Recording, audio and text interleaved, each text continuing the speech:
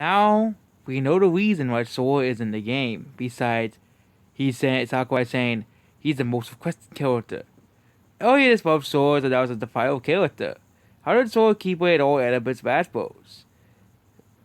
And the latest for weekly from Mitsu column, Greer, Sakurai explains us that. Sakurai knows that Sora was the number one choice. The Kid Hearts character seems like an obvious choice here, especially considering the character stay the same as Sakurai's company. The I think some can imagine the values of Sora were quite high, he writes. Even if players' expectations are great, I actually thought it was impossible.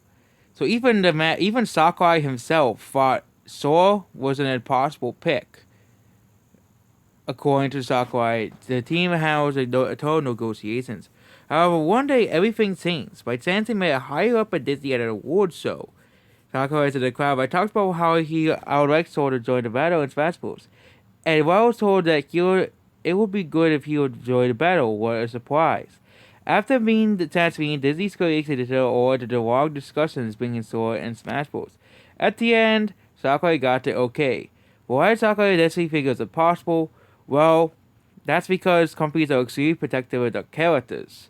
And the recipe requirements, issues, and concerns of how they're depicted in game. Sakurai and his team, of course, are incredibly sensitive to all this, considering that they would only need to approach Square Enix but also Disney. I guess he wasn't initially optimistic.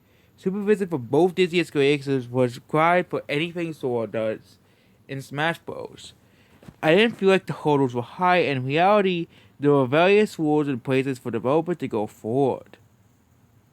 And the Dora team created a high quality model from the start, and production was going smoothly than expected. However, things were still difficult. Sora uses aerial combat, a challenge bringing that fighting style to make sense, worked in game was still true to character. And we got the feeling through the original game, so let's talk about it. What do you think? So there we go. So that's the inside way Sora got Smash Bros. Most of the time, developers don't, explain these crossovers, like for example, Fortnite, and stuff. But they actually explained how Sora got in Smash Bros. And how it was actually not much hard. It was actually pretty difficult at the beginning to get him in the game. So that's basically it about this video. Goodbye.